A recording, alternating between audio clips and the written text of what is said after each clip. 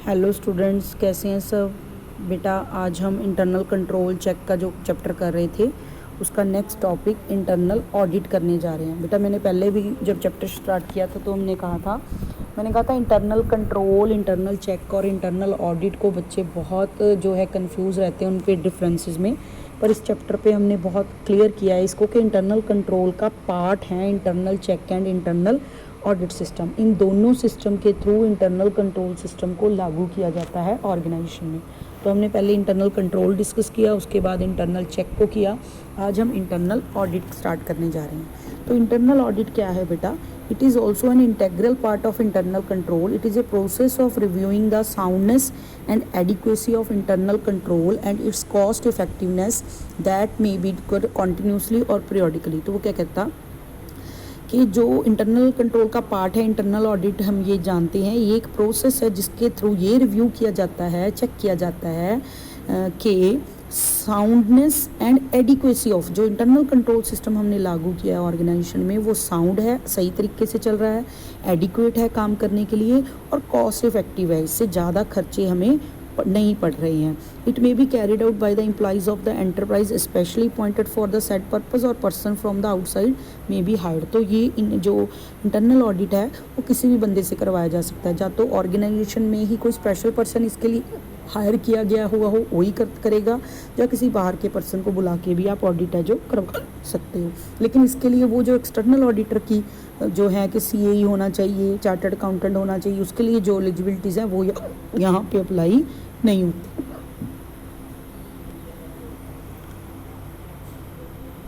Definition लिखिए बेटा। Internal audit is an independent appraisal activity within an organisation for the review of accountancy, financial and other operations as a basis for service to management.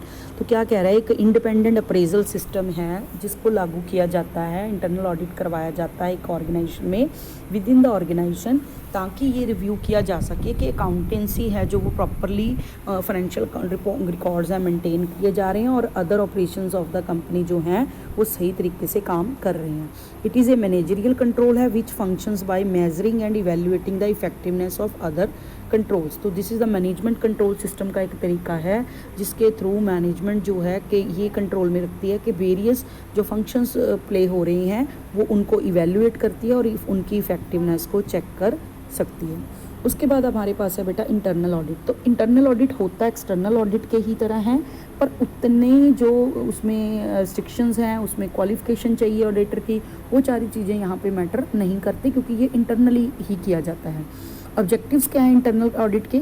Evaluation of internal control. तो internal audit का सबसे पहला objective क्या है कि evaluate करना कि जो इंटरनल कंट्रोल सिस्टम चल रहा है वो इफेक्टिवली है, एडिक्वेट है, हमारी ऑर्गेनाइजेशन के लिए उतना है जितनी ज़रूरत है, या फिर वो इफेक्टिवली ढंग से काम कर रहा है या नहीं। It is a systematic evaluation है, accounting control, standard cost and control and other administrative control. जितना भी कंट्रोल सिस्टम ऑर्गेनाइजेशन में लागू किया जा रहा है वो इफेक्टिव ढंग से काम कर रहा है या नहीं कर रहा, उसको चेक करना है।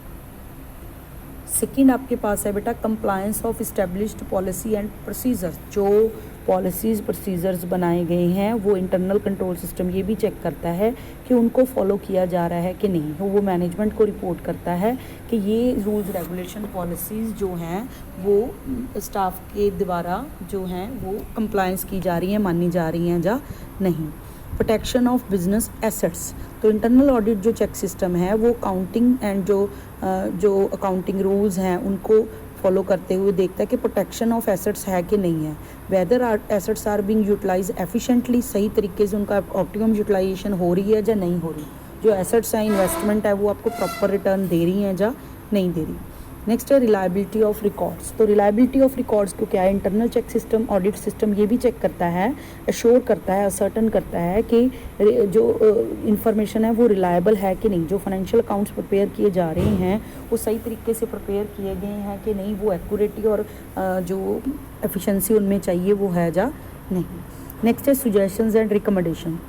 इंटरनल ऑडिट है जो डिस्कवर करता है जब कि देखता है सिस्टम उतना अच्छा नहीं है जितना चाहिए, तो इंटरनल कंट्रोल सिस्टम के रिगार्डिंग वो सजेस्ट करता है, रिकमेंडेशंस देता है ताकि इसको इम्प्रूव किया जा सके। तो मैनेजमेंट को इम्प्रूवमेंट्स करने में भी इंटरनल कंट्रोल सिस्टम में हेल्प करता है।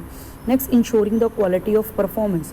इंटरनल ऑडिट है जो वो कंसर्न विद है अप्रेजल सिस्टम के साथ, तो वो क्वालिटी ऑफ परफॉर्मेंस है जो चेक करता है कि जो रिस्पॉन्सिबिलिटीज़ असाइन की गई हैं उन रिस्पॉन्सिबिलिटीज़ को उन स्टैंडर्ड के साथ कंपेयर किया जाए तो एक्चुअल उन्होंने क्या परफॉर्मेंस दी है और उनको स्टैंडर्ड परफॉर्मेंस क्या देनी चाहिए, उनमें क्या डिफरेंसेस हैं, उनके बारे में इवेल्युएट करके उसके बारे में रिकमेंडेशंस है जो देता है।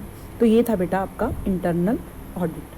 इसके बाद बेटा आपको डिफरेंसेस दे रखे हैं, बहुत इंपॉर्टेंट है, जैसे कि इंटरनल चेक और इंटरनल ऑडिट में क्या डिफरेंस है ये दे रखा है। उसके बाद आपके पास है जो इंटरनल ऑडिट और एक्सटर्नल ऑडिट में क्या डिफरेंस है, उसका डिफरेंस है जो आपकी बुक में दे रखा है। तो ये इंपॉर्टेंट है, डिफरेंसेस ज़रूर आपने पढ़ने हैं, आप 1 बाय 1 थोड़ा कर लेते हैं। तो इंटरनल चेक और इंटरनल ऑडिट में क्या डिफरेंस है बेटा। सिमिलैरिटी तो ये है कि ये दोनों ही इंटरनल कंट्रोल सिस्टम का पार्ट है, उसके टूल हैं इंटरनल कंट्रोल सिस्टम को लागू करने के लिए। तो फर्स्ट है इंटरनल चेक और इंटरनल ऑडिट में डिफरेंस। जो इंटरनल चेक सिस्टम है वो सिर्फ क्या है, अरेंजमेंट ऑफ स्टाफ ऐसा है जिससे एक का काम दूसरे के दोबारा चेक कर लिया जाए।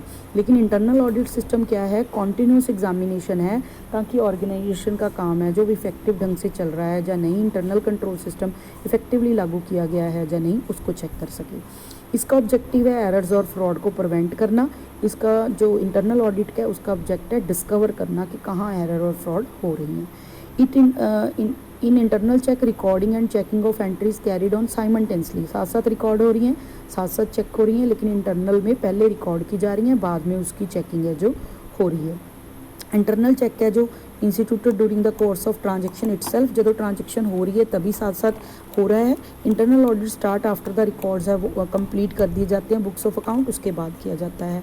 सेपरेट स्टाफ है उसकी ज़रूरत नहीं पड़ती इंटरनल चेक के लिए, लेकिन इंटरनल ऑडिट के लिए एक स्पेशली अलग से पर्सन है जो वो ऑर्गेनाइजेशन में इंगेज किया जाता है। जो स्कोप है इंटरनल चेक की वो लिमिटेड है, लेकिन इंटरनल ऑडिट की स्कोप है जो कंपैरेटिवली ब्रॉड है। जो अगर इन केस ऑफ अगर गलतियां होती हैं, एरर और फ्रॉड होता है, तो it is discovered during the course of work, record करते करते वहीं पे निकल जाती है, लेकिन ये बाद में जब रिकॉर्ड हो गया, मेंटेन कंप्लीट हो गया, उसके बाद गलतियां हैं जो निकलती हैं। It is a line function है, it is device for doing the work, line function ही है, लेकिन ये स्टाफ फंक्शन है क्योंकि पहले काम रिकॉर्ड होगा उसके बाद में उसको चेक किया जाएगा। उसके बाद हाँ, a large number of employees are needed for the implementation of internal check system के लिए लार्ज नंबर ऑफ एम्प्लॉयज़ चाहिए, क्योंकि एक रिकॉर्ड करेगा फिर उसको चेक करेगा, तो इस हिसाब से रिस्पॉन्सिबिलिटीज़ डिवाइड करनी है, तो इसमें जो है large number of staff involve है, लेकिन उसमें less number of people are required क्योंकि ऑडिट जो है वो 1-2 पर्सनस के थ्रू भी किया जा सकता है।